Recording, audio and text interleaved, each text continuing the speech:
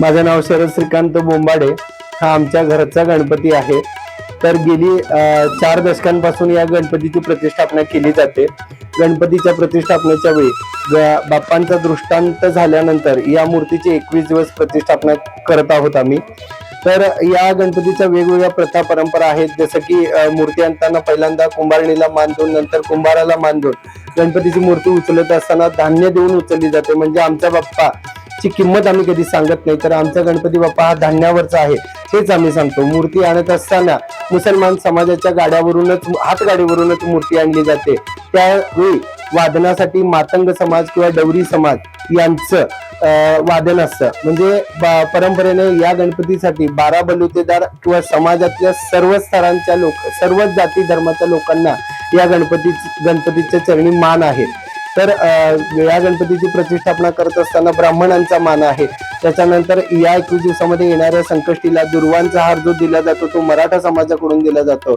शिवाय विसर्जनाच्या वेळी देखील तिच्या सर्व समाजांना इथं प्रत्येक गोष्टीला मान दिला जातो, आरतीचा मान दिला जातो। इव्हन किन्नर समाजालाही आमच्या इथं मान आहे।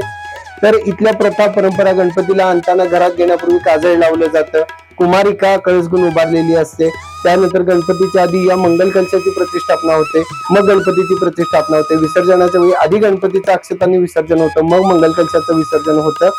विसर्जनाच्या दिवशी आणि या 21 दिवसामध्ये गणेश चतुर्थी, गौरी पूजन, संकष्टी आणि विसर्जनाच्या दिवशी या 4ही दिवशी गणपती बाप्पांच्या 4 पूजा केल्या जातात। इतर दिवशी पहाटेची पूजा आणि नंतरची नित्य पूजा अशा 2 पूजा असतात आणि या 4ही दिवशी महापूजा बांधल्या जातात।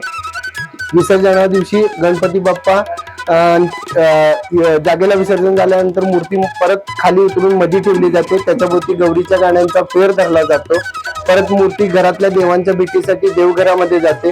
त्याच्यानंतर घरामध्ये जेवढी दरवाजे, जेवढ्या खिडक्या आहेत, जेवढी खोल्या आहेत, त्या प्रत्येक खोलीमध्ये बाप्पांना नेलं जातं आणि मग घराच्या बाहेर गणपती बाप्पांची मूर्ती नेली जाते। बाहेर लिंब लावून झाल्यानंतर परत एकदा रस्त्याच्या मध्यभागी मूर्ती ठेवून त्याच्याभोवती गौरीच्या गाण्यांचा फेर धरला जातो। आता बाकीचे बाप्पा जात असताना मागे वळून 3 वेळा बघतात, पण या गादीचे बाप्पा जात असताना 5 वेळा मागे वळून बघतात आणि आमच्या घरातली लोक सगळे त्यांना म्हणजे टाटा वगैरे असं करून त्यांना निरोप देत असतात। गणपती बाप्पा 21 दिवस आम्ही इतकी मन लावून घरचा एक पाहुणा किंवा घरातील एक माझ्या इतर घरातील बाळ समजून त्यांची सेवा करत असते। या गणपती बाप्पांना जाताना शिदोरी दिली जाते। म्हणजे माझ्या आई अक्षरशः त्यांना असं म्हणतात की बाळा, वाटेत भूक लागली तर हे बसून खा। त्यांना शिदोरी अशा पद्धतीने दिली जाते। त्याच्यानंतर विसर्जनाच्या ठिकाणी मूर्तीला आंघोळ घातली जाते, पंचामृताचा अभिषेक घातला जातो। परत एकदा आंघोळ घालून मूर्तीवरची सगळी कपडे, सगळे दागिने परत बदलले जातात आणि मूर्ती मग विसर्जनासाठी मार्गस्थ होते।